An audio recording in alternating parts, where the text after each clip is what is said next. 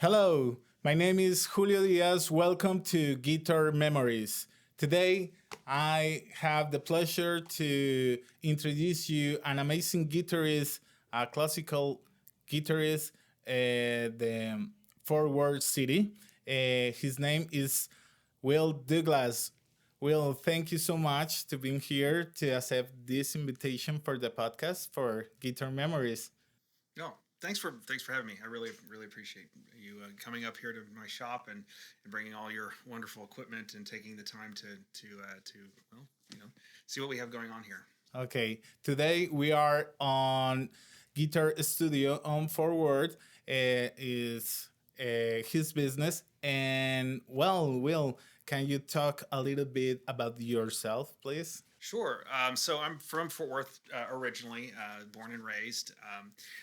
I started out my life in music when I was in third grade. I was about eight. I actually started out on cello very briefly, but I fell in love with the guitar shortly after that. I remember being in the living room and my mom was watching Aerosmith on VH1, which I don't think is around anymore. I'm pretty sure. They actually played music on it on the TV at one point. And I saw Joe Perry playing electric guitar, and I just immediately said, well, I have to do that. And so my dad, shortly thereafter, took me to a pawn shop, and actually I bought a bass guitar. And I just had just the guitar. I didn't even have a amp, right? A bass guitar with no amplifier is like less than no sound, right? It's almost nothing. So I played it without an amp for a while, and then I was on my bed playing the bass, and I put the head of the bass guitar against the wall.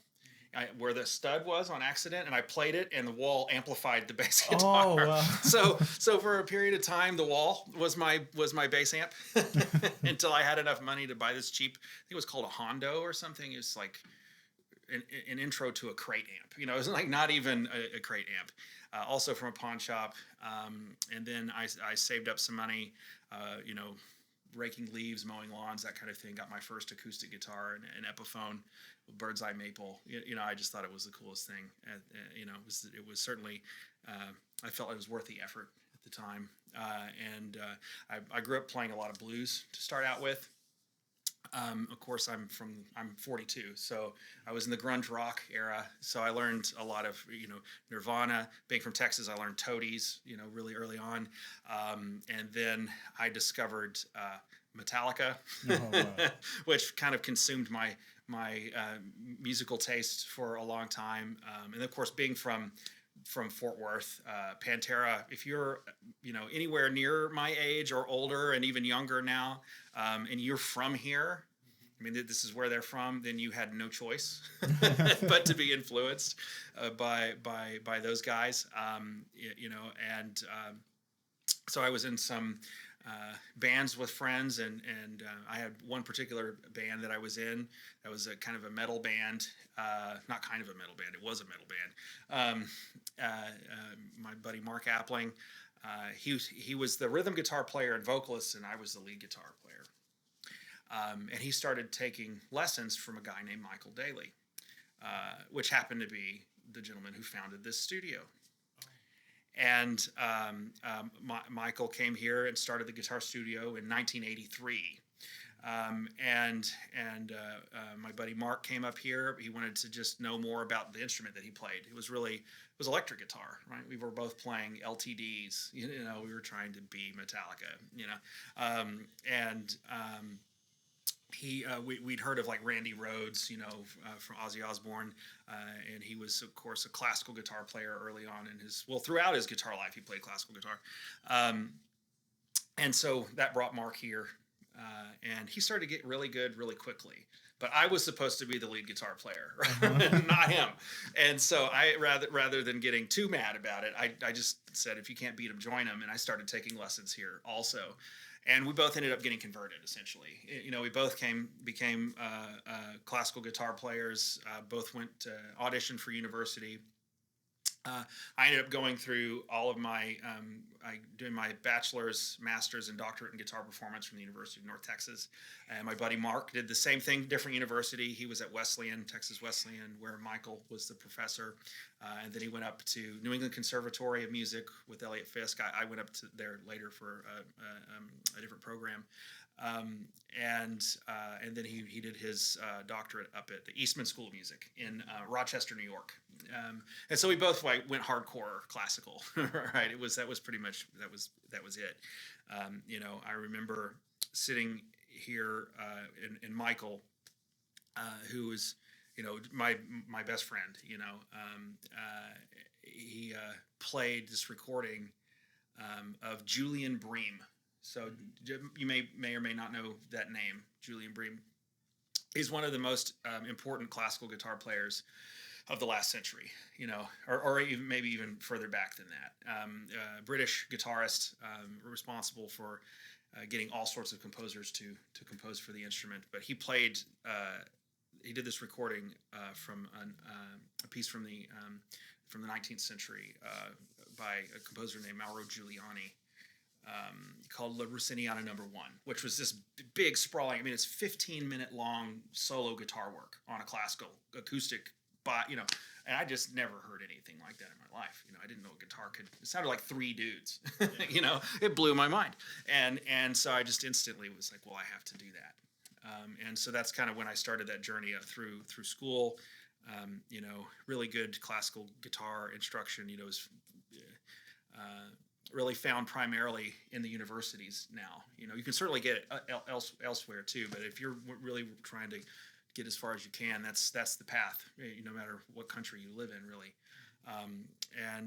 And so all that time I'm doing teaching in higher education. I started teaching college when I was about 25. I started teaching at Tarrant County College during my master's degree, and I've continued to do that to this day.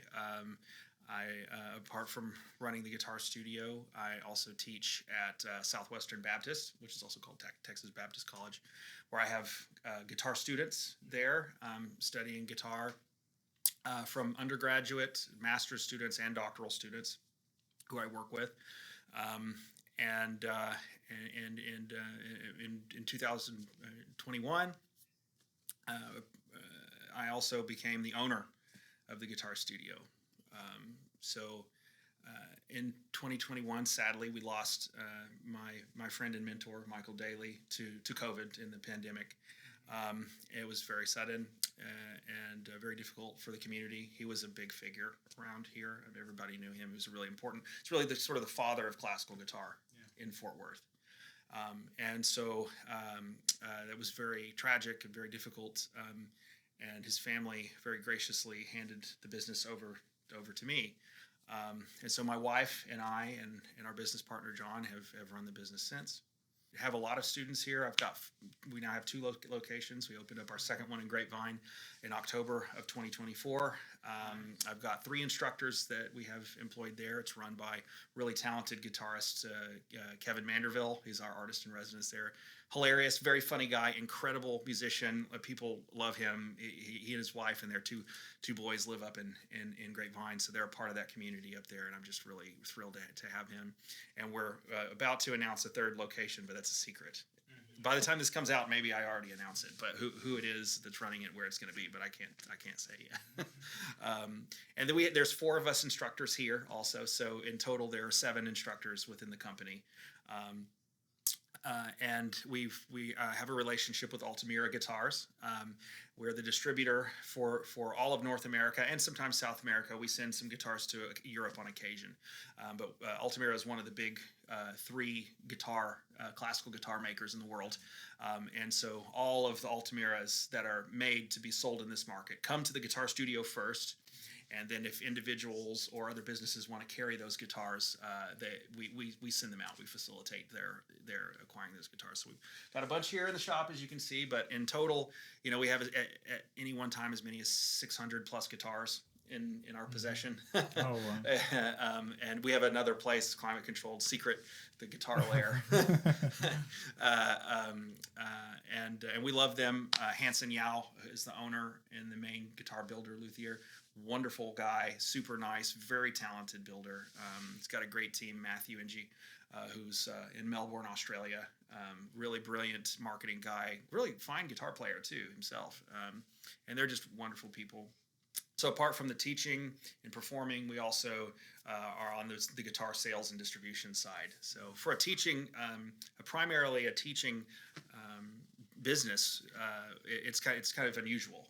Usually you don't have that much on the sales and retail side, but we've kind of found a way to make those two things work, where we're primarily a teaching place, but we do have a fairly significant part of what we do in the sales and distribution side. Most importantly, I'm a husband and a father. I have an 8-year-old little girl named Charlotte, and my wife is my business partner. She's also does all of our accounting, bookkeeping. She's the reason I haven't been arrested by the IRS. At this point. She's great. All the taxes get paid because of Courtney, not because of this guy, because I am terrible at math. So that's we've got 2 dogs, a miniature dachshund and Pyrenees mutt poodle thing, and that's it. So. Wow, really, really interesting. A little bit, but it's amazing journey. Well, come to beginning. Okay, did you say you get your first bass player on a pawn shop? Yeah. Yeah, and why you start? Because you see the Jim Perry from Aerosmith, and okay, I want to do that, but then I get a bass instead. yeah. Why? Yeah, that's a really good question, and I've tried to remember, because I was 8 or 9 at the time, and so I've tried to remember. I think because I started on the cello, I think there was 2 things. One, I was comfortable with it because I started on the cello. It's not that similar, but similar enough. I was a small kid too, and the cello was just too big for me, and so was the bass guitar. So maybe I just like to torture myself. I don't know, but it was also the nicest guitar at the pawn shop. The others were really in very bad shape, and I had this 1972 Gibson Grabber bass guitar. I didn't know what it was at the time. I think my dad paid like $150 for it or something like that. But that was in 1990s dollars, so it was more. But it was interesting because the pickup would slide on it. You could move the pickup back and forth underneath it. I still have it somewhere in some storage. It's in terrible disrepair. I really need to get it looked at, but it's all in one. It's in one piece. Oh, you keep the. I still have it. Oh, yeah, wow. I still have it, but it's in storage. I think my mom. Still has it. She asks me every once in a while if I'm ever going to pick it up. But that's really nice because I think we connect a lot with the first instrument we have. Because, well, I have my story with my first guitar, and I separate with her for 4 years and a half, and when I took that guitar on my hands again, I feel an amazing feeling about all the moments I spent with that guitar. And that's really, really nice. You have your bass guitar. Yeah. Yeah. Well, now I have to go get it. You make me want to have that guitar again. That's a good point. And they really affect our long-term development. One of the things that I've kind of come to realize more recently is, I was a small kid. I didn't start really growing until I was in high school. And so playing the cello was very challenging on my hands. I play really hard, and then going to the bass guitar, which are heavy strings, I had to work really hard. And one of the things that really challenged me as I developed was having a lot of tension in my left hand, and I just couldn't figure out. I'm kind of a tightly wound person to begin with, but thinking back about my learning process, that all that effort, this was very difficult, and I had to work very hard to relax more when I played. But my right hand is very loud. Like I have a very loud sound. It's not hard for me to project. And so, it was kind of like a double-edged sword, because with the classical, we don't use any amplifier if we can help it. So your ability to project, just physically move the instrument, is really can be life or death, especially if you're in a room that's not very good acoustics. Yeah. You really have to work very hard. So on one side, that first instrument, you learn a lot about who you are. You learn a lot about what it is that you want out of music. You travel, I think, a long way in a fairly short amount of time on that first instrument. You learn a lot about whether or not you're willing to stick to it. You learn a lot about what it's like to work really hard and feel like you're not getting anywhere. Sometimes when you're first learning, it's who somebody said earlier today that the beginning is the hardest part. So I think that we really connect with that first instrument in a way that's you just don't connect with any other instrument. I'm not saying it's necessarily deeper, but it's unique. It's a very unique experience.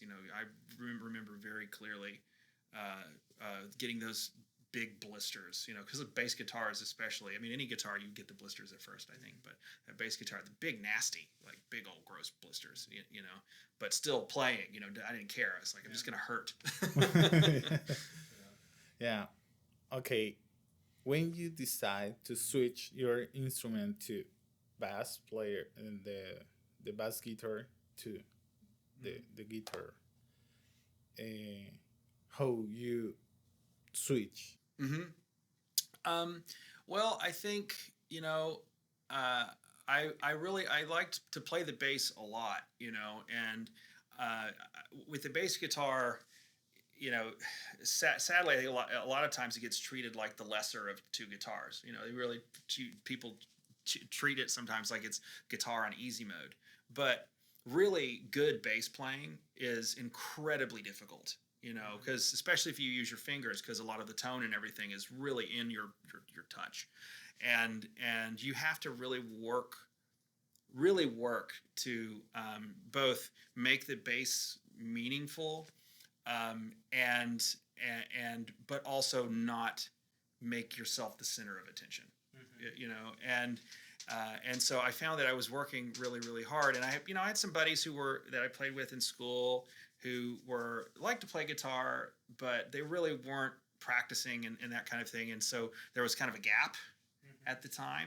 And so I go, well, I'm just going to do the guitar now, because I'm doing all this work, and these guys are not, and I like my buddies. It's not a big deal, but it was like, well, this, I'm gonna do the next thing, whatever. At the time, I felt like it was a necessity, and I just fell in love with it. So my first one was the steel string acoustic, because that was kind of what my parents would let me get. You switched the bass guitar, an electric guitar, to an acoustic. Yeah, the steel string. Yeah, I'm bouncing all over the place. Yeah. It's really interesting because, some people start with an acoustic guitar and switch with an electric guitar. And sometimes the guitarist, okay, I want to play the bass guitar. Yeah. But you start with cello later. Yeah. After that, okay, I get my first bass guitar, and right now I play an acoustic guitar. That's really interesting. Yeah. Well, some of it was really, that's your parents. Electric guitars are very loud, so I think part of it was like, no, this is quieter. So do this for now, and we'll see if he sticks with it. And so I was kind of working my way backwards. And I mentioned having some tension, like playing too hard in my left hand. And steel string acoustic is also hard on the left hand. It's really very difficult. So in a lot of ways, I was working backwards. you know, because a classical, the strings are very soft.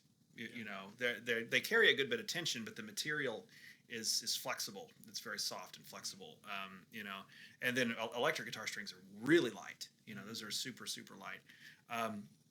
But I think because I did. I mean, I loved Aerosmith. You know, I had up to that point everything in their catalog. You know, my brother, who was a professional jazz drummer, he's in the medical space now.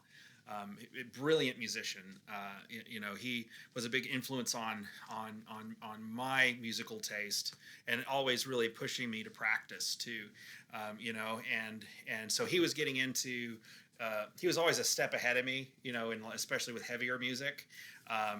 He's still a step ahead of me, at least with new bands and things. He's really super aware of those things, and he was one to kind of help push me along and finally getting into the electric guitar, because he, you know, can't really play with the drum set with the acoustics too loud. Yeah. The drum set's too loud. You're trying to fight Yeah, with her. yeah, that's right. Yeah, I know. yeah. And so I finally managed to get a really intro level Washburn guitar. It wasn't anything wild like the dime guitars. You know, it was really more of like your normal kind of semi, look kind of like an RG. You know, the Ibanez RG. Yeah. Look a little bit like that, a little smoother lines, and this little Marshall practice amp, which still, you know, to get it loud enough to be heard with the drum set, you basically had to destroy the thing. You had to turn it up so loud all the time. So that didn't last very long. That one, yeah, was toast pretty quickly. But that was my first electric guitar, and I had that one for a long time. And actually, one of my biggest mistakes ever with my guitars was that one, because Megadeth was doing an album signing in Dallas. And so my brother and I went, you know. And so I took my guitar, you know, and that was when Marty Friedman was in the band and everything. And so we get up there, they're super nice, even though my brother was wearing a Metallica shirt. They're super nice. And they all signed it, you know, all of them. Marty, Dave, everybody. And I was like, oh, yeah, you know, I've got their signatures. Well, it's the only guitar I have to play, right? So now I either, you know, sweat off the signatures, or I don't have a guitar.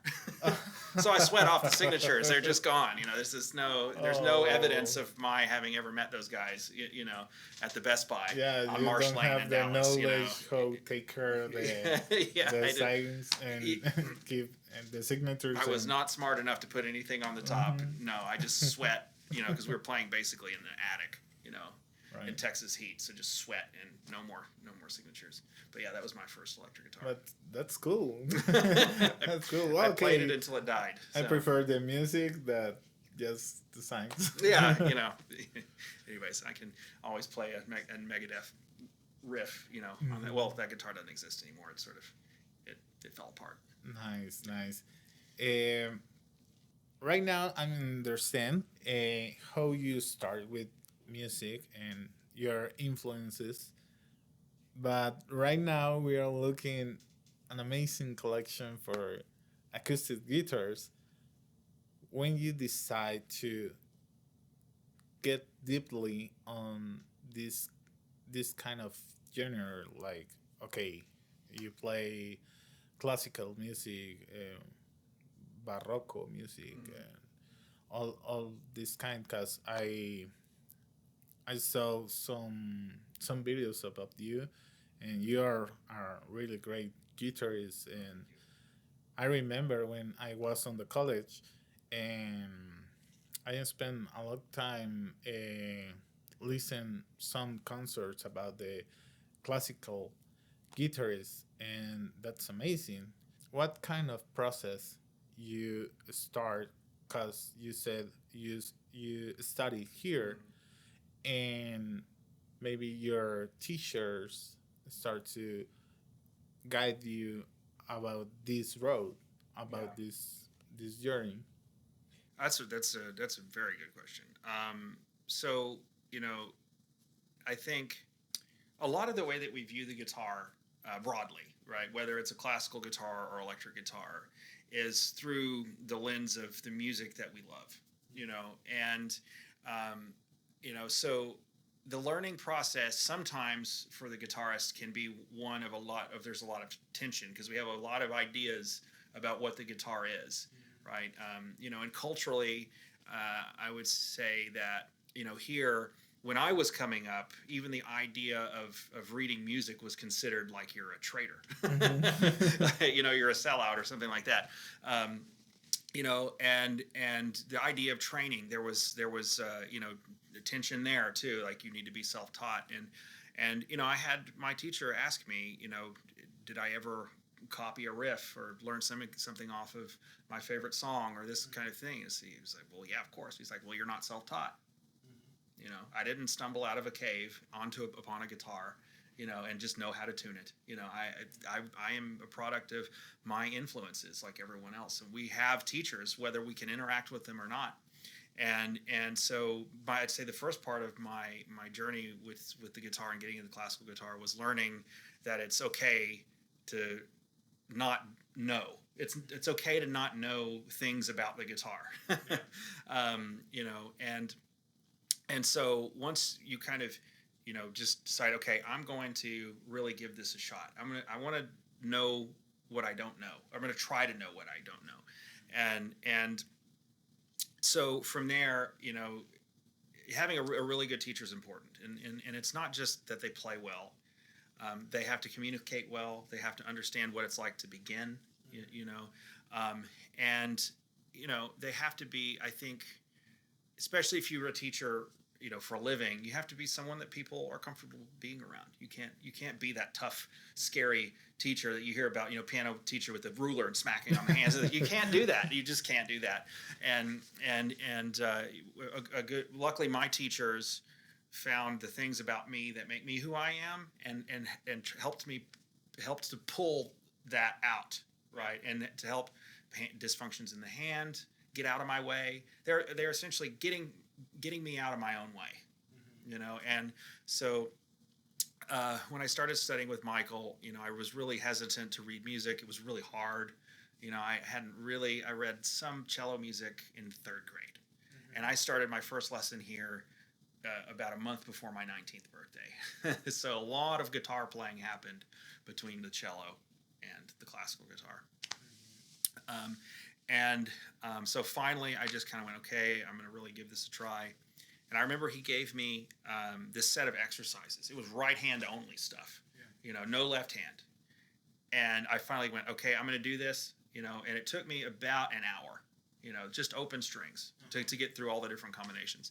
But at the end of it, I felt different. I felt like I could do something that an hour before I could not do. Yeah. And it was just mind-blowing. It was just mind-blowing just to say, okay, I give up. I'm going to put my own whatever I think about the guitar aside, and I'm going to listen to my teacher, and I'm just going to do this. And I did, and I became instantly addicted. And then, through a process of just, putting aside myself, I was able to find a much bigger part of my musical self, because I got out of my own way. But luckily I had Michael Dailey there, who was kind. He was a really wonderful person. I mean, talk to anybody who knew him. He was an incredible person. Because the other side of it is you could have a teacher that's not kind. Maybe they're a talented guitar player, but that can really go the other way. So I was really blessed. I was very fortunate. And so he helped train me, and then I got prepared to audition for university. And so I tried out for the professor there. I didn't even know how to audition. Okay, I didn't know. I was so green. I found a chair, and I found the professor's door, and I just put the chair by the door, and I sat there until he showed up. And he comes walking up, and he looks, different from his pictures. Some years had passed since the picture had been taken, and he's like, "Who are you?" And I go, "Well, I'm so and so." He's like, okay, who's your teacher? And I tell him it's Michael Dailey. He goes, oh, okay, all right. He said, well, here's my phone number. We'll set up some audition for you. You can come to my house in Dallas and we'll do an audition. And Excuse me. Yeah. How old are you? So when I did my audition, I was 19. Okay. Yeah, I was 19 when I did the audition. So I started taking lessons in November of 2001. I was just a month shy of 19, and then I started taking lessons with Michael, and went through that kind of difficult process of kind of learning to learn, I guess. And then about a year or so later, that's when I meet Tom Johnson, who was my professor through all of my degrees, and a wonderful person and a tremendous influence on my life to this day. He's still out in Dallas. Hi, Tom. He's retired. Amazing guy. And so a year ish later is when I meet him, and then he accepts me for some summer lessons and kind of uses that as my audition process to see if I will listen to him. Essentially, it's just like an audition is an interview as much as it is to hear how you play. And so he kind of got to know me, and then I'll never forget, I go to register for lessons for the fall, and I didn't know if I was going to be a performance major. So in music school, in undergraduate, you have kind of different tiers of student. And UNT is the largest university music school in the country. There's currently over 1,600 music majors there, and so it's extremely competitive. And I'm just some chump from Fort Worth. I don't know, and I don't even know how to audition properly. And so I go to the advising, and they're like, oh, well, what's your lesson code? And I didn't know what level I'd been accepted, because you have secondary, which is like a probationary level. Like, you didn't quite get through the audition, but they want to give you a chance. You take a guitar class and see if you can kind of move up. And then you have the concentration level, which is like you're maybe studying composition and your instrument is guitar, right?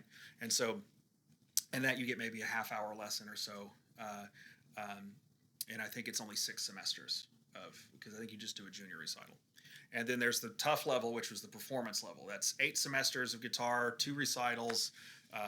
You have to do a sophomore barrier, hour lessons every week. Really super intense. And so I don't know which one I'm in. And so I call Tom and I go, what? I don't know. Am I a secondary? What is happening? He said, what are you talking about? I don't know what class I'm in. I don't know how to ask the question differently. And he goes, you're a MUAM. You're a performance major. I was like, excuse me? Because I was green as green can be. I didn't know how to audition. Like, how could I be a performance major? And so he accepted me as a full performance major at UNT in the College of Music there, and that began my sort of academic journey. And it was intense. It was long and intense, and all of my degrees, plus I spent a year in Boston at the conservatory there. I mean, I finished in 2019, and I started music school in 2003. So it was a long process, and it's very, very competitive. I took a 3-year break between my master's degree and my doctorate. But apart from that, it was pretty much straight through. I didn't take extra years or anything. It just takes that long. So I spent more time in university than I did going from kindergarten through high school. Wow. And I'm not alone. That's just how it goes. And I can't do surgery or anything like that, although I've had just about as much school. So. Okay, well, we have here a pretty guitar. Yeah. Can we talk about this guitar right now? Yeah, absolutely. So classical guitars are very, very distinct from any other type of guitar, even though they have some very striking similarities to a steel string guitar.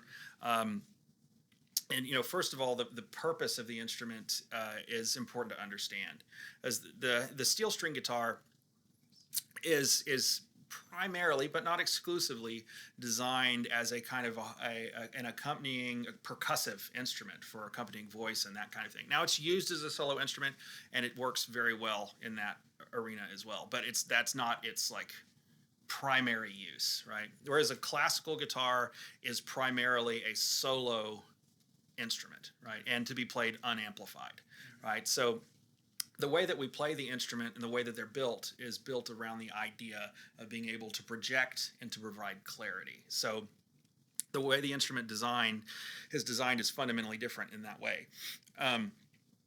So this is a very modern version of a classical guitar. Although, aesthetically, if you're just to look at one from the late 1800s and one from 2025, you'd notice immediately almost no difference, right? It's what's inside the instrument that changes it. So this, just its basic materials. Well, you see I've got this interesting thing here, which is a guitar support. It's held on by magnets, so I can hold the guitar and have both of my feet on the ground. But that aside, the materials, it's Brazilian rosewood, sides and back. So you can see in the middle here, it's got this really beautiful kind of lighter band that's actually sapwood. So the sap in the wood kind of bleaches the color, and so you get this really interesting stripe here. And it's book matched, right? So it's two pieces that's split, And then you can see on the sides, it's got some more of that striping going on here. So Brazilian rosewood is considered kind of like the holy grail, of guitar building.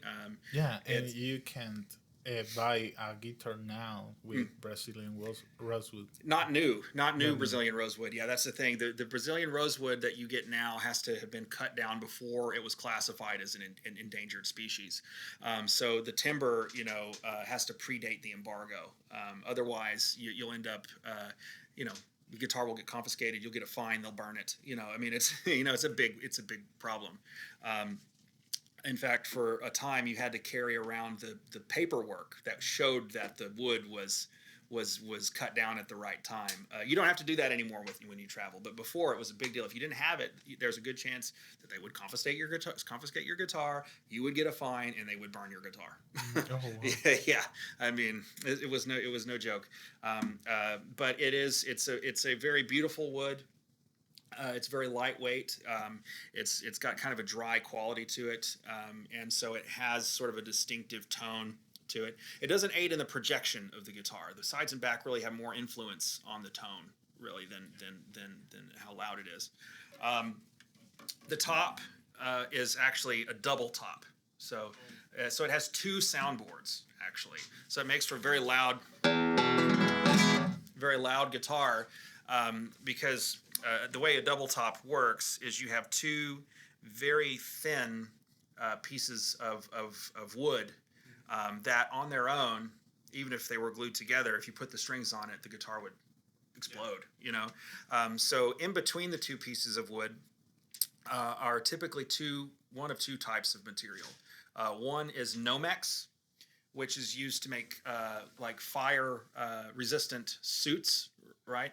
It's a Kevlar material, so it provides for flexibility, but it's very strong. So it reinforces the top, the two thin tops, but still allows it to be very flexible so that it can really produce a lot of sound. And then the other material that is used is actually balsa wood in between the two. And the balsa wood has become more popular because since it is wood, it has a much more natural sort of a warmer sound. Oh my, not in tune.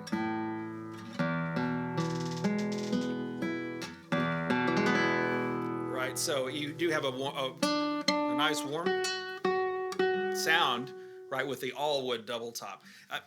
The Nomex also has a really wonderful warm sound, but more and more luthiers are using the balsa combination. So this is two cedar pieces of cedar with the balsa in between, and this guitar was a gift from Altamira, the company that we work with, from Hansen Yao. This is his personal workshop. These are the guitars he builds from start to finish, and it's a 2017 It was actually supposed to go to the NAMM show in California in 2020, but pandemic, right? So no NAMM show. And so it sat in California for a few years. We started in the intervening time.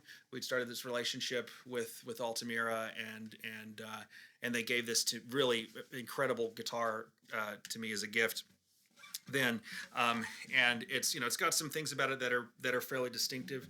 The Rogers gears, so the tuning machines on here are hand etched, and the buttons are a black mother of pearl.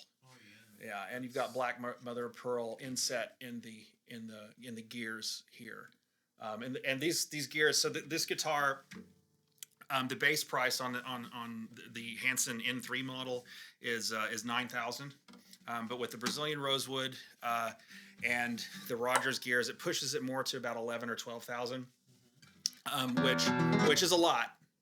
But for classical guitars, for concert guitars, it's actually not that bad. I mean, they get up into $60,000 for Damon, and Matthias Damon is a German builder. I use this support to hold the guitar up. Traditionally, we use a footstool, in classical guitar, but we've discovered that's really hard on the lower back. So we've more and more guitarists are using this or another version of it, to get the guitar into the right position. And it's just held on. There's just magnets that you put on inside with some command strips, just like you get at any hardware store. And boop, there you go. It's quite strong. It doesn't come off, and it's very adjustable. But yeah, so this is a very traditional guitar in its basic sound and in its look. It's a very classic look, but it has a lot of modern things under the hood, right? So whether you're playing something that's very sort of Spanish or very Baroque,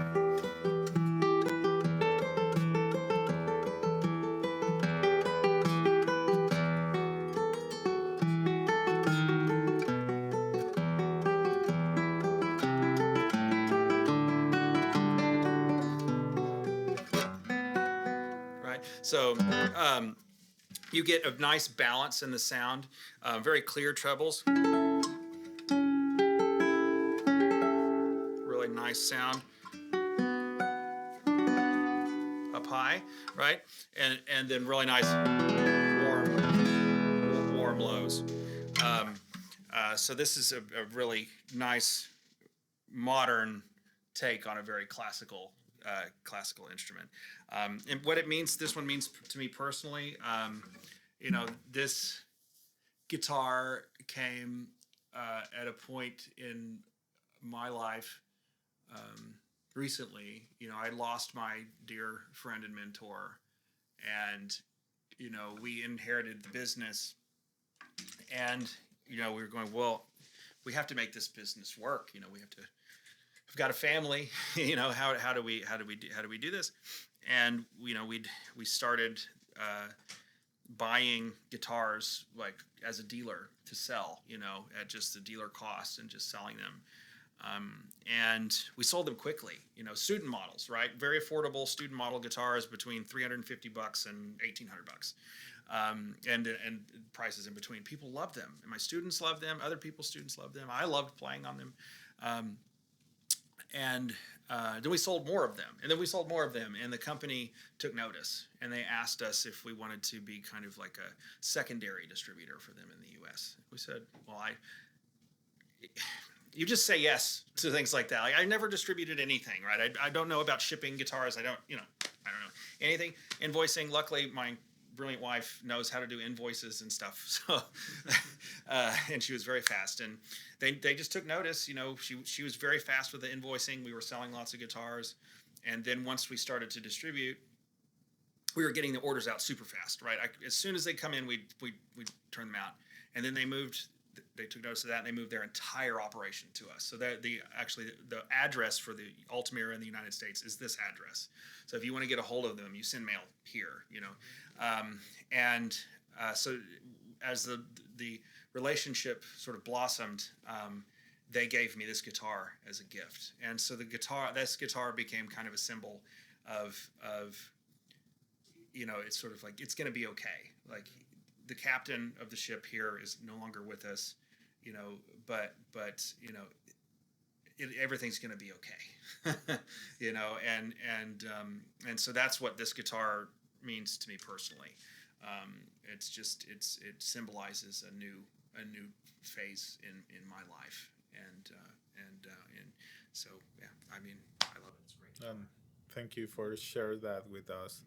And it's an emotional story about the guitar. And when you was playing, I don't know if when you are playing with this guitar, you remember your mentor and you connect with the instrument and you try to express your love and your friendship with him through the music. Yeah, thank you. Thank you so much. Well, when you was on the college, um, you was learning about music and how play guitar. Uh, you decide on the college, I want to teach people how play the guitar, or you had the idea for no, I want to be a concert player and played on concerts and big. I want to be a concert hall player or both or something like that. Yeah, I think especially, when I first started, I really wanted to be a concert guitarist, but at the same time, I had a lot of other sorts of influences outside of music, my family. I come from a lot of people from science, technology, engineering, that kind of thing, and business people. And they were all very social. A big part of being in business is being social. So I grew up around lots of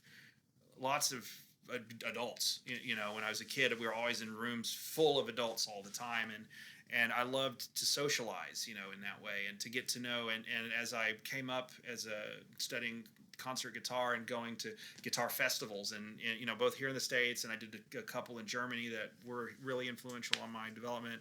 I did one early on. My first big one was in Wolfville, Nova Scotia, up in eastern Canada, where I met the guitarists who are my best friends in the guitar world to this day, and some of my teachers that I had yet to study with even.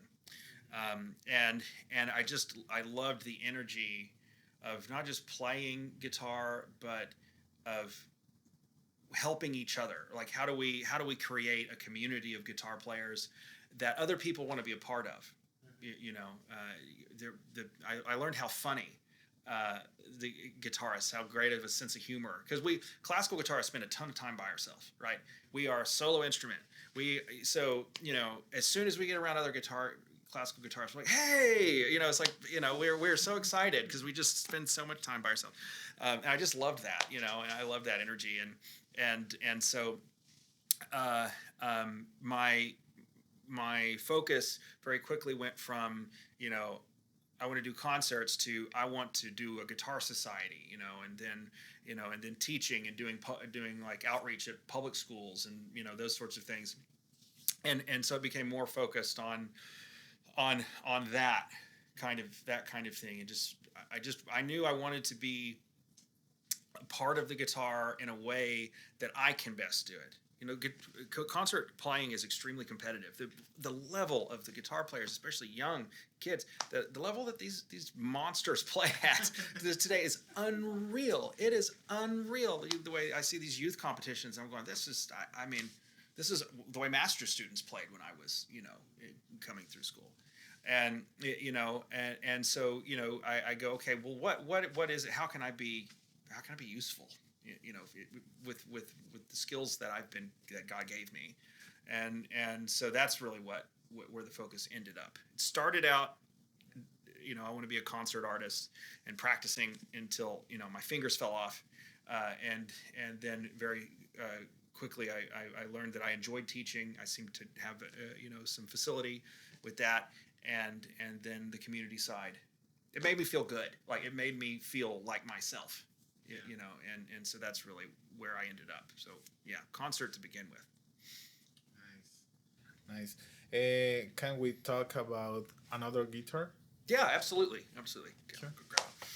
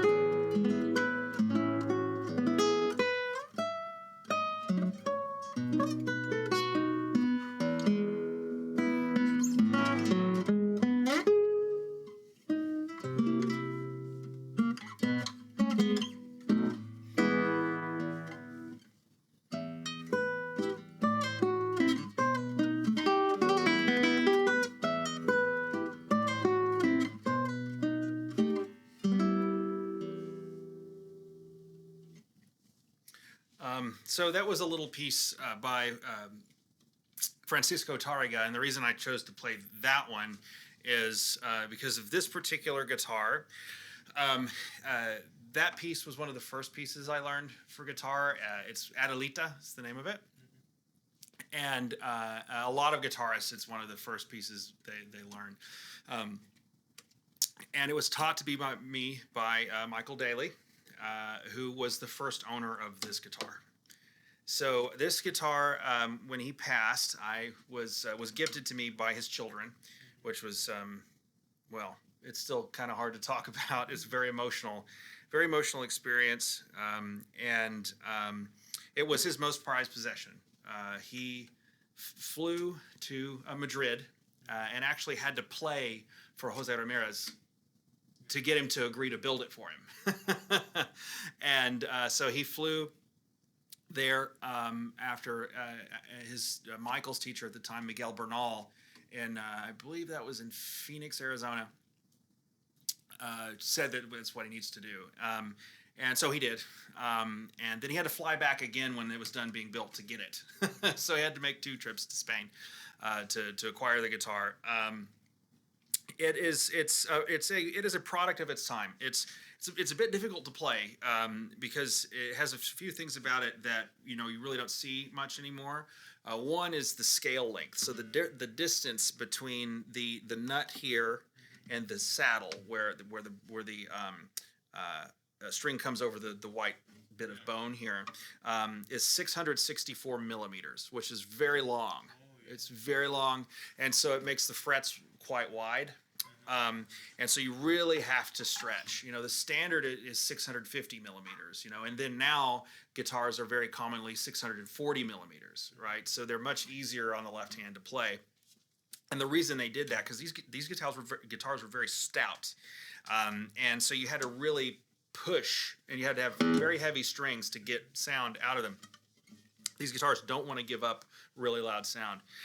So you'd have kind of heavier strings on them, and then if you look at the action, how far the strings are off the top, right? Too high. Super high, right? Yeah. I mean, this is you're looking at this one is like 6 millimeters off the 12th fret. I don't know if you can see that on the camera, if that comes across that well, but that's really high, and that way the strings can move a lot so that you can get the volume out of it. And this was the setup in the model that Andres Segovia had, right? So Andres Segovia is sort of the grandfather of us all, or maybe even great-grandfather at this point. He's the most influential classical guitarist of the modern era. He's the reason I have a job. and he played Jose Ramirez specifically from the 1960s. This is a 1979. But he played a 1960s Jose Ramirez, played a few of them. And this is the way it was set up. And so if Segovia did it, for a time, that was the way it was done. and but it does make for a very difficult guitar to play, and it's made even more difficult because Michael practiced on this so much that it kind of dug ruts into the fingerboard, and he had to have it planed like this, so the fretboard became thinner, and so the frets became even further away from the strings. Yeah. Right, and the saddle is actually really low, so you can't lower it. Right, it's stuck like this for forever. So it's a beautiful sound. It has a very distinctive sound to it, you know.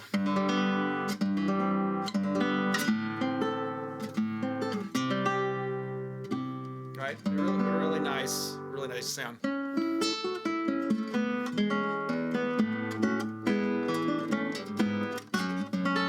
Right, really nice, it's very Spanish, really kind of mid 20th century Spanish.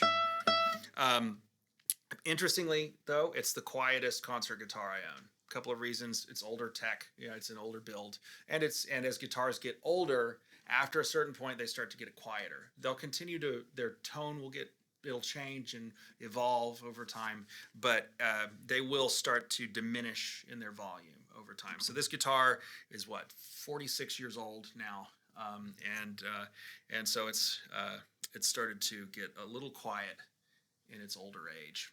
So, but it's really beautiful.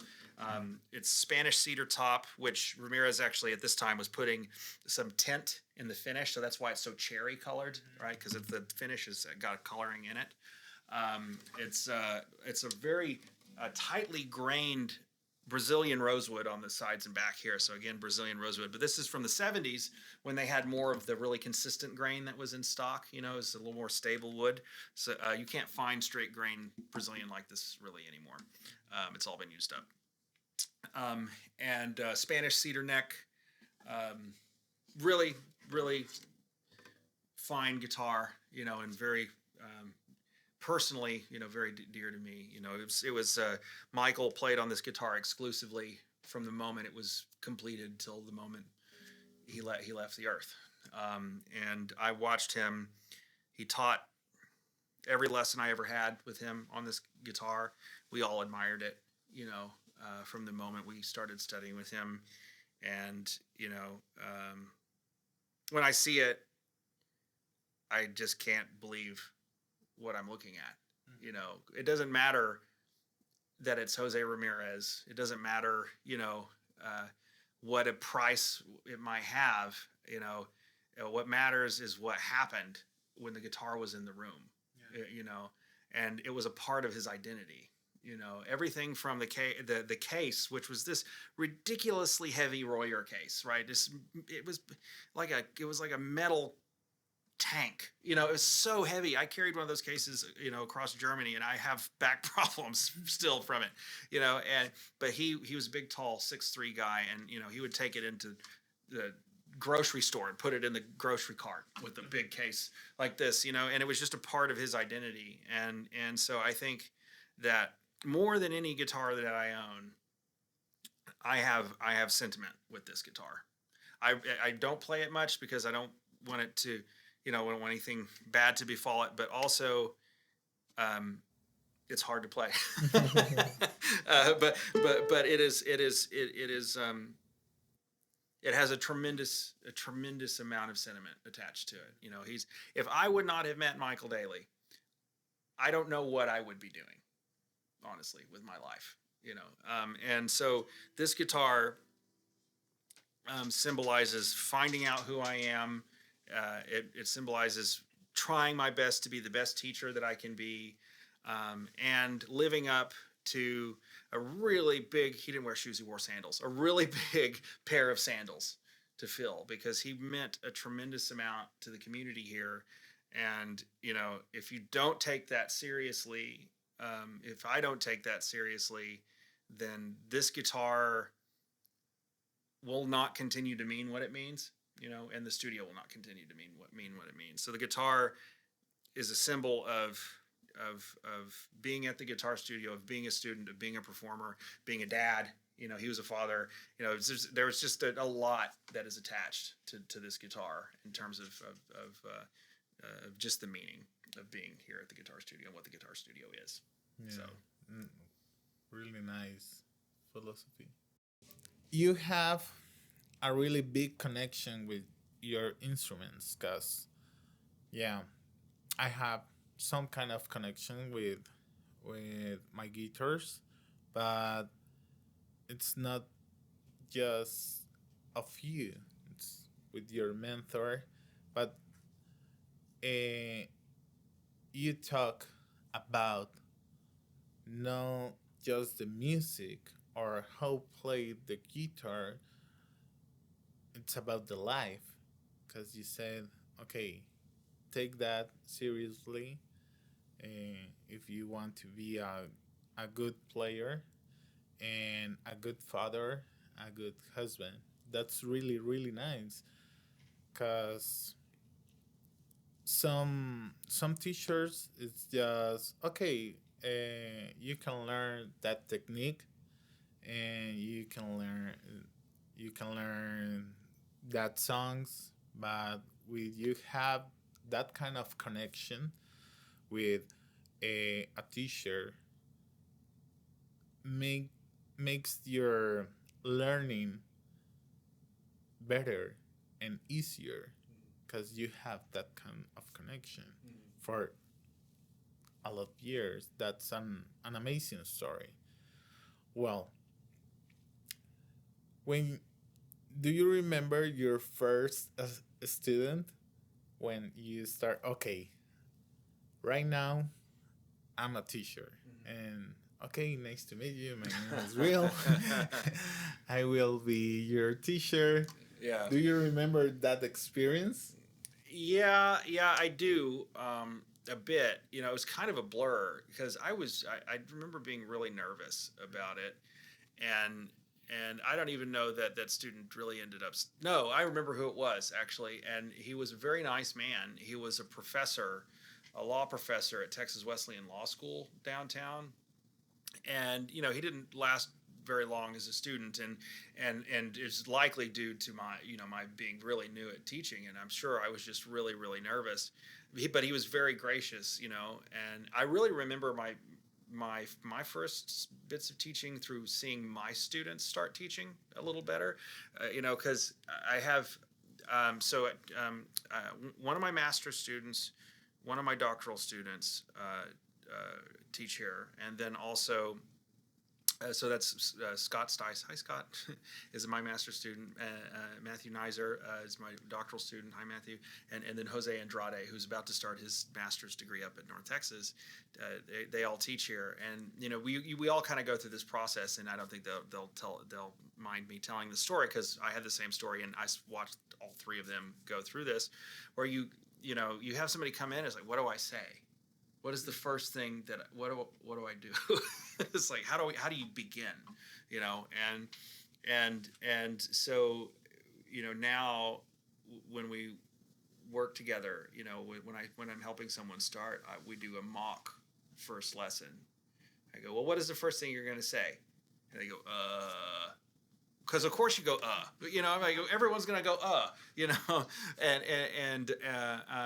so you lose your first. We do a free consultation as a part of the business. You come in, you have a meet and greet with your prospective instructor. You make sure it's a good fit, and it's just totally is a free thing, and so yeah, you get a few consultations. They don't sign up, to start with, because you're just tripping over your own words, and you're trying to find who you are as an instructor, just like you were trying to find who you are as a player, and what is it about. What's our shared humanity? Like, what's our shared experience that will allow us to connect?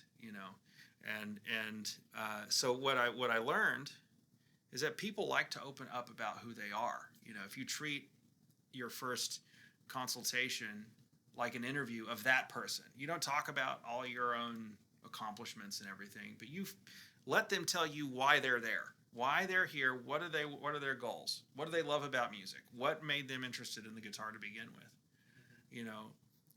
Then you not only do you give them a chance to feel comfortable, but you understand yourself in them. You see yourself reflected back at you, and you're able to take that process that you went through And if you're really listening, if you're really, really listening to that person, you can connect and you can figure out how to help them get where they want to go. You know, and so what I remember about first starting to teach, because it's been 20 something years ago now, but was how to listen to somebody. And I think uh, I could be like upset that the student didn't last very long or whatever, but I think what I remember most about it is kind of figuring out that I'd only just started to really understand the guitar, but I didn't know anything about connecting with people in that way. Yeah, so that's really what I think I remember. Is I remember those first lessons really more through watching my dear students, my guys, do their first lessons. Yes. I did that question because uh, some some guitarists are intermediate or professional guitarists, and that's a new challenge for them. Maybe they are thinking about, okay, I want to have my own business, my side business, my side job. I want to teach people how to play guitar. Yeah. And maybe they are thinking, okay, my knowledge it's enough or not. Yeah. Um, I did you that question because you are a teacher with a lot of experience, but you just said, okay, when what I'm doing right now, what I can say is just start. It's like when you grab your first guitar and okay, how I will start, but maybe because it's another kind of passion or a gift. Yes, and it's a good advice. Just okay, he's a good teacher. He has his own business, but he started on some point and he had the same challenge I am. Okay, and I want to share that with the people right now. Okay, well, can we talk about your degrees about the on the college? Because I know you are a guitar doctor, right? Yeah, so that's it's an interesting process. Let's whenever I start talking about this, I think first I want to address kind of like the elephant in the room, right? And that is from the outside, from because I started the first 10 years of my guitar journey with no music school, right? And there's a big myth that I think I want to talk about right up front, and that is they say that music school is where creativity goes to die. Because they imagine it's a place where rules happen, right? That this is how music works, right? Like you do it this way. It's not that that never happens, but that's bad music teaching, right? That's not what music is, So, for example, we kind of get this idea that music theory is it's rules for creation rather than tools for communication. So music theory is really all it does is describe musical sound, right? We have rules for music, right? We do. We call it style, right? And we, the people, decide that. That's why we know the difference between George Strait is country music, and Metallica is heavy metal, right? Because of the conventions of those styles. That's rules, but music school didn't decide that, right? Culture did. Music theory can explain to you what the differences are between those styles in a way that we can like pull it apart and say, okay, this is something you typically see in country music. This is something you typically see in heavy music, but they didn't, music theory didn't create that. It was reactive, right? So if you want to study country music, theory is a great way to kind of dig in there and kind of pull it apart and go, oh, this is a cool thing that's in this style. If I want to sound like Willie Nelson, I'll use this sort of chord progression. If I want to sound, like George Strait, I'll use that chord progression, right? And then you can kind of develop your own voice with that. So music school is essentially it's a process of of maximizing your own potential, right, as to best as you can, as best your professors can help you do that. So in an undergraduate degree in performance, you have your basic, your basic music theory classes. It's tough. Those are the weed out classes. Those are the ones that are trying to see if you can survive. And there are 3 courses that you take at the same time, and you do 4 semesters of each one. You have music theory, which is the written part. It's like how music is basically constructed typically. And then you have ear training, right, which is where you learn to understand what you're hearing, right? Like, for example, they'll play chords on a piano, but they'll only tell you what the first note is, and then you have to write out on the paper what you're hearing, right? It's called harmonic dictation. They do the same thing with melodies and rhythms. It's very tough. And so you go through that, and then you have keyboard skills where you're playing the things that you're studying in theory and that you're hearing in ear training. And then at the end of that, you have a sophomore barrier that you have to pass. You get 3 tries. You get 3 tries. If you don't get it through it on the 3rd try, you have to find another music school or another major. Yeah, you cannot continue. That's it. I never had to retake any of my exams, thankfully, but that would have been horrible because it's very scary. And you're in this big line in a hallway. They just call you in one at a time. Yeah, it's intense. And then you have a 30-minute junior recital at the end of your 6th semester. So you play 30 minutes of solo guitar music. And then at the end of your 4 years, you play a full hour solo guitar music for your senior recital. And then if you pass all your other classes, you still have to take, your U.S. history and political science and all the stuff that any other college student has to take. But if you finish all that stuff, you graduate. And then if you choose to go on, like I did, to my master's degree. So I did a master's in guitar performance also. You go through the audition process for that. So my major was performance. My related field, which is kind of like a minor, but on steroids, was in early music. So I played in the Baroque Orchestra, the UNT's Collegium Musical and Baroque Orchestra. I played Baroque guitar, which is like Julian Bream called it a Rolls Royce ukulele. It's a really fancy, smaller guitar. And I also played the lute, which is, a predecessor to the guitar as well. But my primary instrument was the modern classical guitar. Then I spent a year with Elliott Fisk at the New England Conservatory of Music in Boston. I did 1 year of a graduate diploma, so it was like a professional certificate. I didn't complete it. I spent a year there and came back home and then pursuing my doctorate at North Texas. But I really cherished my time with Elliott up there. It's a miraculous school, stunning, place to be. Boston winters are super cold and super dark. That was very challenging for a Texan, but I was really grateful to be there with Elliott. And then the doctorate is a monster.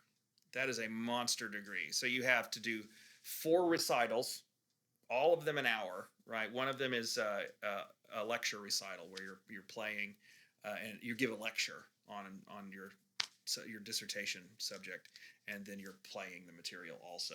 Yeah. And then you have your dissertation document, which is different lengths. The minimum length, I think, for the lecture recitals, like 30 pages, 40 pages or something. And then you have to also perform that.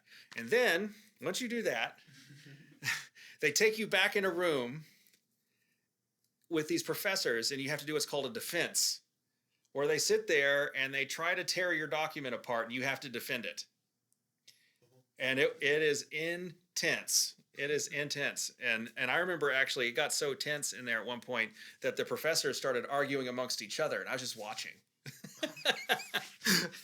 Yeah, it was really quite something. But if you pass it, they stand up and they go, "Congratulations, Dr.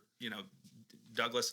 You've passed." And then they publish your document. Like if you go on to UNT's library, you can go read my dissertation. It's published there, and you're done. But the doctorate takes a minimum of another 4 to 5 years to do after your undergraduate and your master's, and they're all prerequisite. Like you can't do a master's in guitar performance without having an undergraduate in music. You can't do the doctorate without having the undergraduate and the master's, right? So you can't. There's no leapfrogging, up to an upper degree. It's not allowed, and not in the U.S. and I don't know. I don't think it's allowed in Europe either, or South America. I think it's all basically the same, So it was a lot. It's a lot of coffee, like a ton of coffee.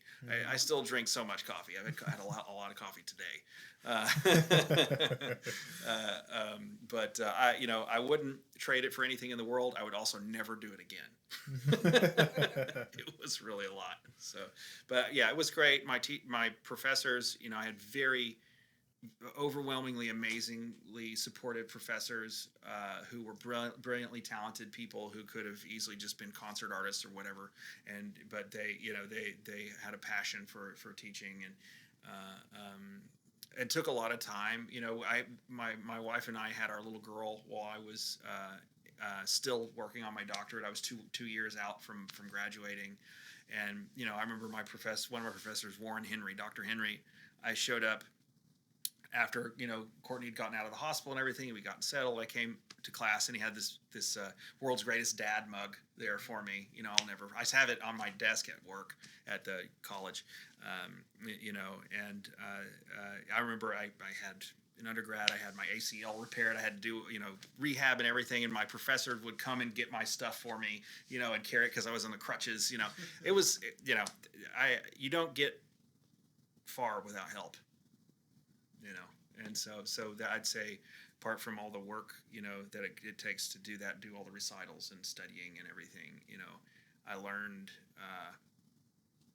I learned how to care, about my students. I learned what that looks like, even at a really difficult school like UNT, where students could be a number, but largely the professors didn't let that happen. It was really, really wonderful place. Highly endorse UNT. Go Mean Green. So. Well, we can switch the guitar right now. Okay.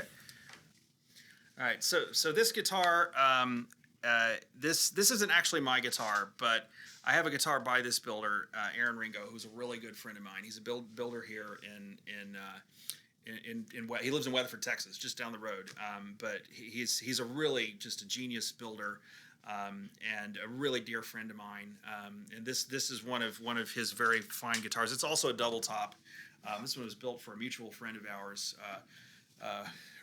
Randy Phillips, actually is his name. Dr. Phillips.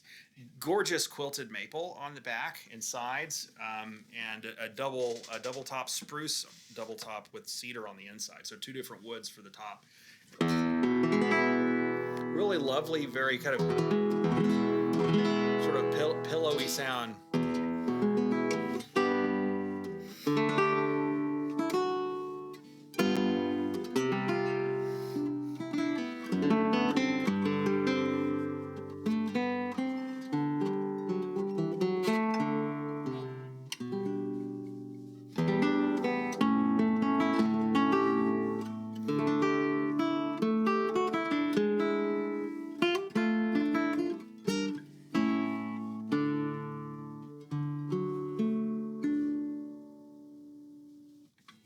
Really nice balance to the sound.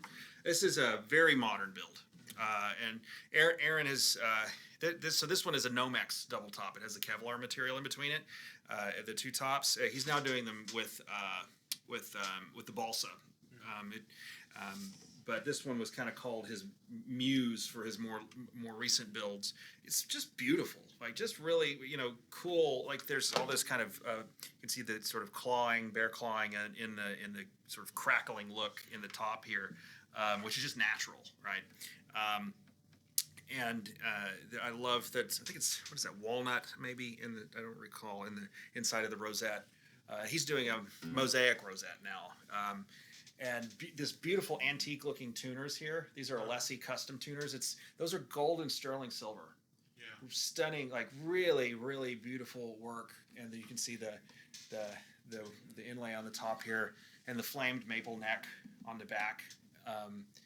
Just really, really remarkable craftsmanship. And He does a lot of work for us with repairs too. He's a good repairman. And, so if anybody has a drop or something, Aaron's he's a go-to guy for that. And so Aaron, one of my personal guitars is a guitar that Aaron built, and I did all of my doctoral recitals on. Very powerful guitars, very, very, very loud, clear instruments. And this one is only his. This is number. What number is it? Let's say 70. No. Where is it? 41. This is only the 41st guitar he built in this, and it's got this level of craftsmanship. Mine was number 20 something. I mean, you shouldn't build guitars that good when you've built that few. It's almost like he just came out of the box building excellent guitars. It's amazing. And I was, just to be fair, I'm biased. I was one of his groomsmen at his wedding. Like he's a dear friend. His wife Tony is just an absolute gem. We love her to death. But yeah, he's the bee's knees, Aaron. And this is a really nice. This is a nice example of one of his builds. And we've got this actually. This one's up for sale at the shop here. So.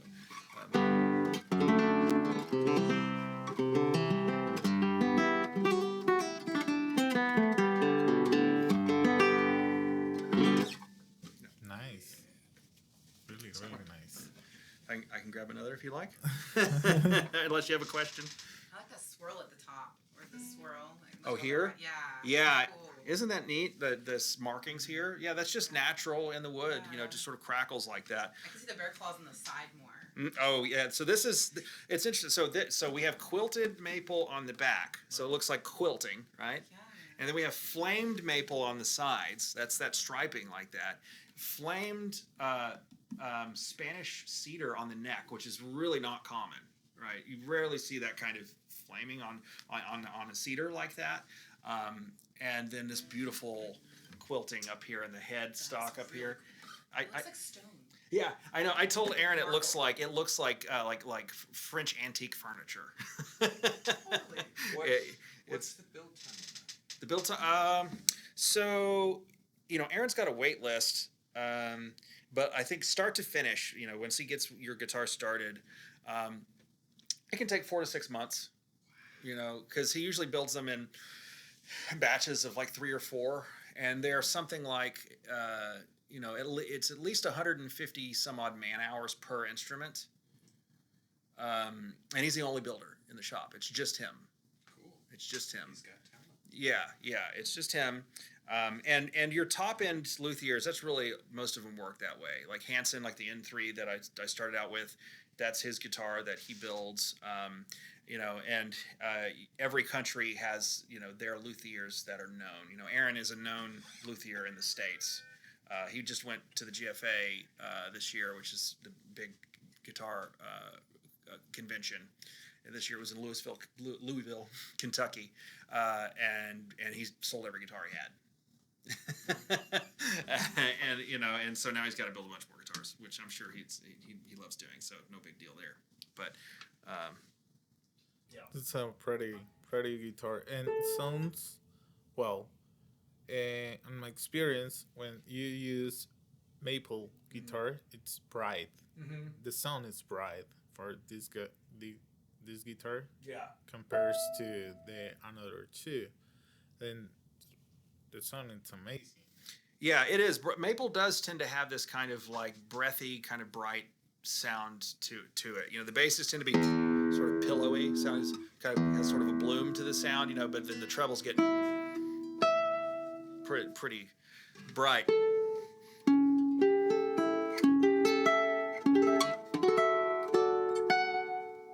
Nice, yeah, good balance. Nice and loud. It is bright. Yeah, it is. It is a brighter, and the spruce too.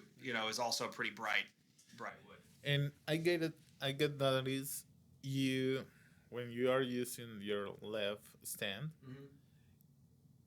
the guitars get more resonance when you have the guitar on without the stand, or I think maybe from the perspective of the player, perhaps, because you have more of the guitar on you, but not. It wouldn't make much difference from the audience perspective. You know, the more the so. For example, one really popular addition to the guitar in my wood ring is like this. It has a wooden piece here to help keep your arm off of the top. So that it can move more, that the top can move more, and it also it's sort of curved, so it's very comfortable to set the forearm on, and it protects the finish and a few other things. So the less contact you can have with on the guitar, the less you're kind of choking the instrument, right? I think I could see that if you have it on your leg, you know, then perhaps. From your perspective, because of the contact, you can feel the vibration maybe more. I could see that. I could certainly see that. But I don't know that from the audience if they could tell a difference. That's interesting, though. I haven't seen any tests, though. So it might be the case. Yeah. No. It certainly also makes the leg stand helps when I'm playing in a higher position. Because I can get underneath, right? If I have my foot up like this, I run into my leg. And so you have to stand up on a... Oh, yeah, like that to get... Even with the footstool, you have to go like this. Right, and so you have to do a little bit of extra work. But yeah. That's really nice. Well, on your experience right now, well, you're a teacher, you have your own business. Do you have another projects about guitars or something like that? Yeah, actually, so one of the things that my wife, my business partner, and I decided to do to help with, you know, outreach and education, music education. We started the Guitar Studio Foundation. So it's a nonprofit. It's a 501c3. You can go to our website. It's theguitarstudiofoundation.org. And you know, we've started working with donating some instruments to a school in Belize. We've started sending some teachers to some schools here in the greater Fort Worth area. My good friend Marcus Kester is a great guitar teacher at the high school and middle school levels. One of our instructors from the Grapevine location, has been assisting him there. Marcus has a big program, lots of kids. So Sergio Hernandez is our guy that we send down there. He's originally from Mexico. Phenomenal teacher and player, and just a really lovely person. And then our big project with that is the Guitar Studio International Festival and Competition. So, oh, nice. Yeah, so this one is the big one. So that it has the largest cash prize of any classical guitar competition in the world. So it's $15,000 first prize, plus their choice of any Altamira guitar, including the N3, $10,000, $12,000 guitar, and then international concerts. So they'll win a concert in either Shanghai or Melbourne, Australia, and they will also get a concert with that at this same festival the next year. Second prize, $5,000. And then the third prize is either $2,000 or $3,000. I'm forgetting right off the top of my head. And then there are two youth divisions. One is up to 14. Top prize is $1,000 on a guitar. And then 14 to 17 is also same prize level. The top prize is for the professional division, which is 18 to 30. And we capped it at 30 because we want to give some young artists, a chance, because there's a lot of professional competitors who are older and have won a good bit of prizes. So we want to give some of the young ones a shot. And there will be concerts also. So there's 5 concerts by international concert artists. Well, the one of the concerts will actually be the professional division finals. So you can watch the top 3 guitar players shoot it out. This will be at TCU in their brand new Van Cliburn Hall, which is a beautiful brand new concert hall they have there, which TCU has very generously sponsored for the event. And Guitar Studio Foundation and myself and the rest of the board members of the foundation are working really hard on development and marketing and making sure people know all of what we've got going on. So that's January 16 through 18 of 2026. So it's this upcoming January. Yeah, great big project. We're really excited to show it to the world. So the website's launched. So if you go to the guitarstudiofoundation.org, you can go and check the whole lineup out. We've got Renee Izquierdo, who teaches at the University of Wisconsin-Madison, is a masterclass teacher and performer. We've got Kanahi Yamashita from Japan, phenomenal. She's a phenomenal guitarist. Tanguy Zhang he lives in America, originally from China. We've got Bakung Bayun, who is the new professor at the University of North Texas. So my professor, retired just a couple of years ago, and she's the new professor there. Phenomenal person, unbelievable musician, really great guitar player. And then we just learned that Stephen Goss, who is a guitar professor at the Royal Academy of Music in London, is going to be joining us too, doing some lecture and teaching. One of his new pieces is going to be premiered by Tanguy Ty Zhang at one of the concerts. So Stephen, Mr. Goss, the man, he'll be there to see and hear his new composition premiered at the festival as well. And then we've got all my friends from friends and staff members and colleagues from the Guitar Studio will be there, along with some guest artist lecturers. Tom Johnson, my professor, retired professor at UNT, and my really dear friend, professor at the University of Texas, San Antonio, Isaac Bustos, will be there. Emma Rush from Canada, Canadian guitar player, concert organizer extraordinaire, philanthropist, you name it.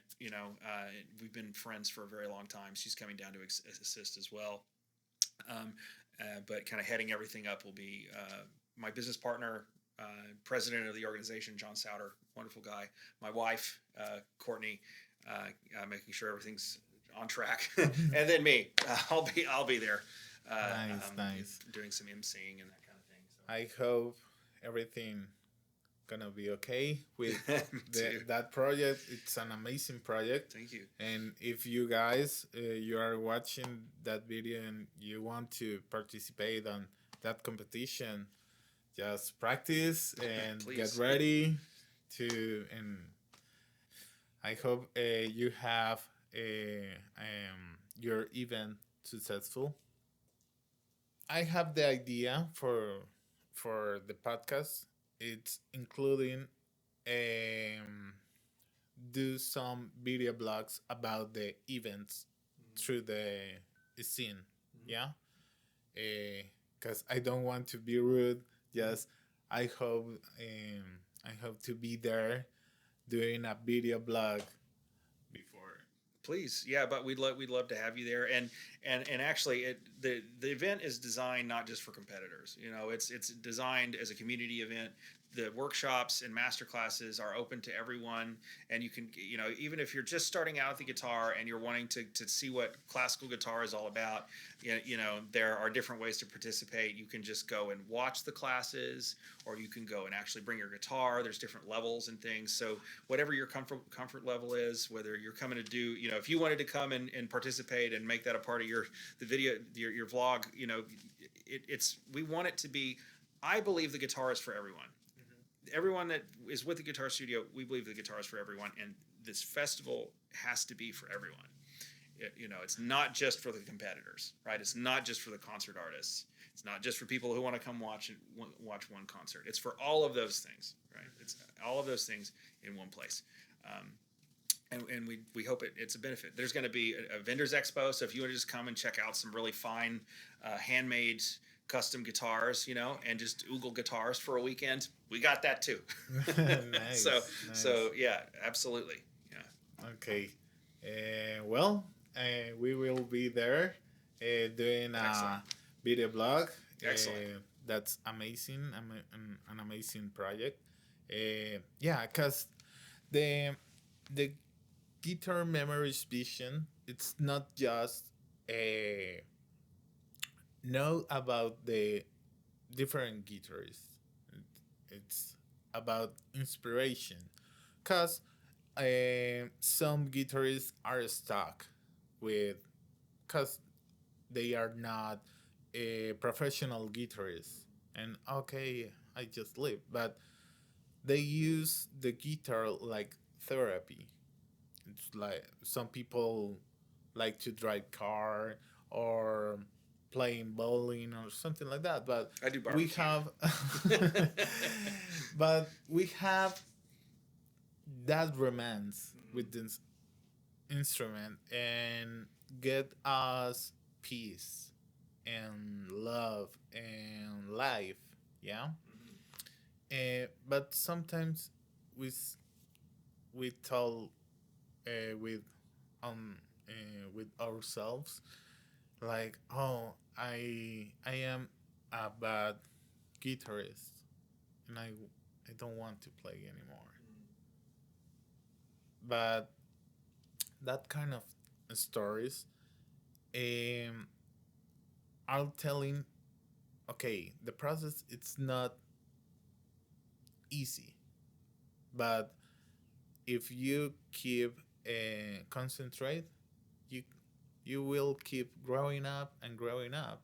It's don't matter if you are a lawyer or if you are a student or something like that. It's just keep playing music and keep playing your guitar and enjoy and have fun because yes, you have really big challenges, but when you maybe when you was there and concentrate and drinking coffee and yeah, you feel the pressure. But when you are talking about your story, your face change and remembering you enjoy your journey, and that's amazing. That's amazing, and that's the reason for the podcast. Yeah, thank you for sharing all of that with us. Well, I appreciate the invitation, and I would, just say this for your, people feeling stuck. I'm in a season of my life now where I'm running a business and I have employees that I have to take care of. I've got my 8-year-old little girl and my wife and our dogs. I've got a lot. So I don't practice. I just don't. I play guitar all day long, but I play what, working on with my students. And it's a season in our life, you know, that if we look at these times when we get stuck, you're not stuck. You are in a season. You're in a season in your life. Maybe I'll do concerts again, but I'm not going to put that expectation on myself. If that is where my life takes me, then I'm ready for it, you know. But if I am doing the guitar studio and I'm opening up more guitar studios and bringing more people into classical guitar, then I am thrilled for that, you know. And so if someone out there is feeling stuck in their guitar playing, you can try lessons, or you can maybe try listening to some music you've never listened to before. Find a new season, right? And don't feel trapped. We that one blues pattern that we know, not the first pattern. There's other patterns.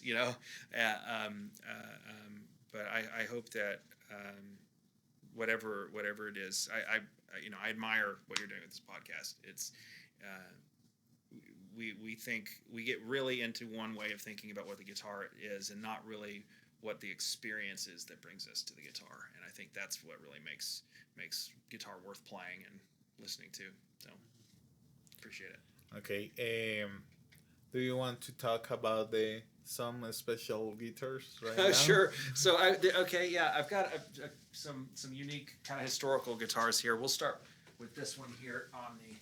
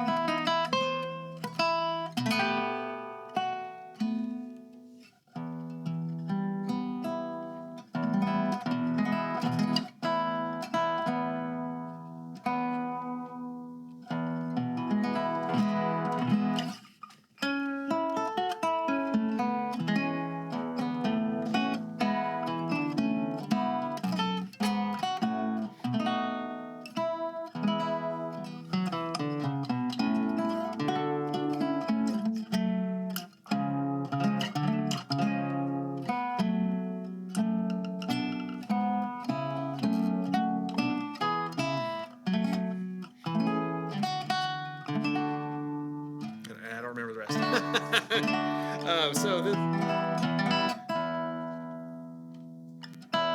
what this is an interesting guitar. So this is the Vienna Stauffer model, which is a copy of a Johann Stauffer guitar from the 19th century. So this comes out of kind of the tail end of what we call the golden age of guitar. So in Vienna, there was about a guitar builder almost on every street corner. But Stauffer was the most influential and probably best remembered as being the teacher of C.F. Martin, of Martin guitars that we know, the steel string guitars. So Stauffer and he had working relationship, and of course Martin went on to build the everlasting American steel string guitars. And some years ago, actually, Martin put out an anniversary guitar in celebration of their relationship. But I believe the Martin version was a steel string. So this is really interesting. The fretboard actually, you can see, is hovering right over the top, and you can actually, there's a place where you can put a key in and change the action on the guitar. Oh, wow. Yeah, the neck actually just comes off. And you can sort of like fold it up and travel with it. But the strings are a nyla gut material, so it's a synthetic gut. So it's meant to kind of mimic the sound of gut strings. So it has a very delicate sort of sound to it.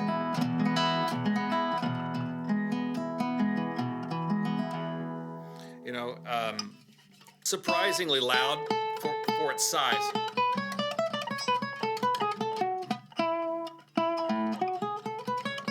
Yeah, so it's a nice guitar. Very sort of unusual sound. Spruce top with bird's eye maple on the sides and back, and you've got these sort of tension pegs here, which is more like what you would have seen on a guitar from that time. Yeah, they're really charming instruments, and people who play a lot of 19th century music really enjoy playing these. They're very easy to play. This is shorter scale, right? So there's not you can reach a lot of frets with a guitar this small. Yeah, really nice instrument.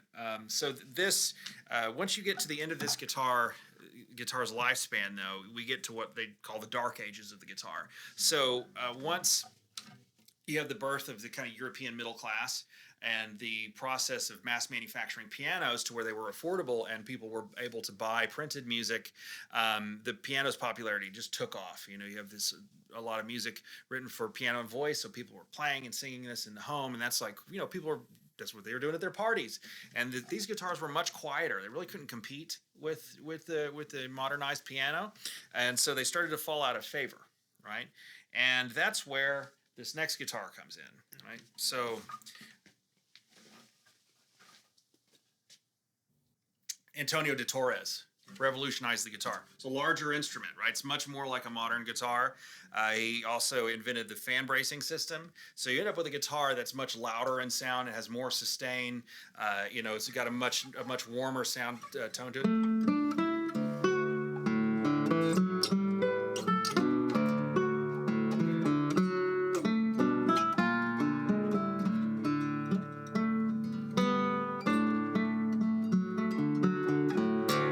Something like that.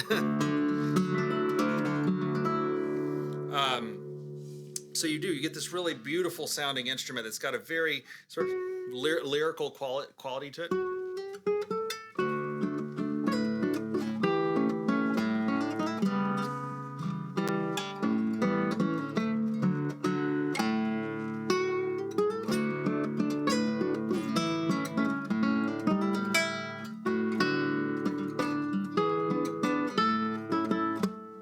Something like that. So you get, it's got a really nice resonant sound to it.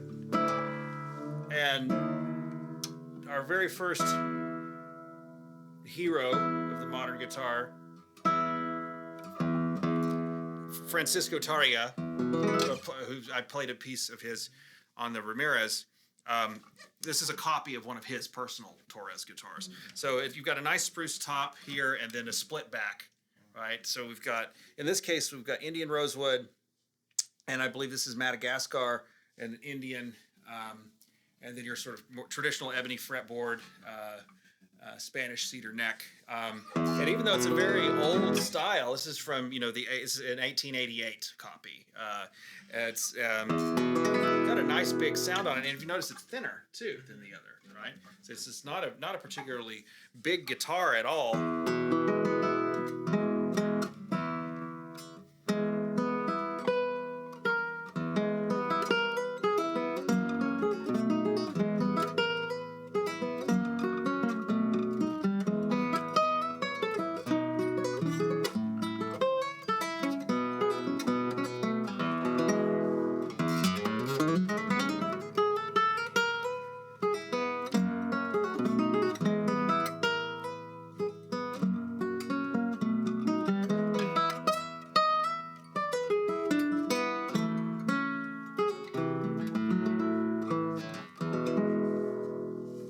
Anyway, it's got a nice sound to it.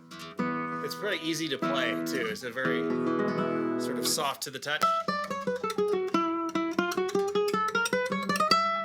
Yeah, nice sound. Yeah, good guitar. And this very reasonable for the amount of sound you get. These go for about 4,000, and so you get a lot of punch out of this little guitar, which is really remarkable. But so. The owner of the original guitar in the collection allowed Hansen, the owner of Altamira, to take it and to make a copy, and that's what this one is, and it's really just remarkable. There's a good number of the Torres actually that still exist that are playable, and they'll typically run you anywhere between $250,000 and $500,000. Oh, wow. They're the original, the original classical guitar, modern classical guitar, and so they're really museum pieces, right? But you can hear people. There's YouTube videos and stuff of people playing them, and of the historical guitars that are still in existence, that are still playable. They're some of the very most important. There's one Stradivarius guitar that still exists, and that one's priceless. Those Stradivarius violins are millions of dollars. But apart from the one guitar of Stradivari, these are going to be the originals. Are going to be your the sort of the great example of where the guitar came from. So we can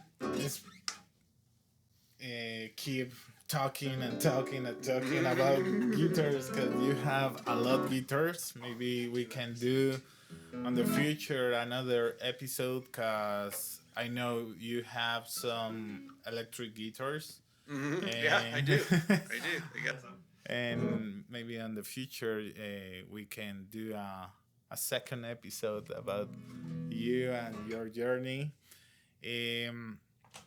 How the people can contact you if they want classes or buy a guitar, or maybe a mentor for you. Do you have some social media? Yeah. So you can find the Guitar Studio on Facebook. We're at the Guitar Studio TX. On Instagram, we're at the Guitar Studio TX. You can go to theguitarstudio.org and find us there. Also, you can learn more about all of our instructors and what we've got going on. Whether you're wanting to hire a guitarist for an event, or you're looking for a teacher, or you're just wanting to buy a guitar, we've got those things there too. We also have the Guitar Studio Foundation, on Facebook and on Instagram as well. And we try to be. I'm getting better about keeping those things updated. It's very important to let people know what you've got going on. So I've been very gently encouraged to get better about posting things. So I just have to remember to be consistent. Mm-hmm. So, but we also have a newsletter you can sign up for on our website at theguitarstudio.org also. So. Okay. We'll thank you so much for accept this invitation, for your time. You have a really great story, Oh, thank you. and I learned a lot about you and how how was your process and how I love your techniques. It's so different my technique for play guitar, but um, I really enjoy when you was playing. You played with your heart, with your soul. I love your story with your mentor. That's really nice. I really connect with this episode, and thank you for share with us your story, your memories, and that's really great. Okay, well, I appreciate that. Thank you for coming here. This has become like a second home to me, and I'd love to welcome, friends new and old. So thank you for making me a part of your project. It really means a lot. So Okay.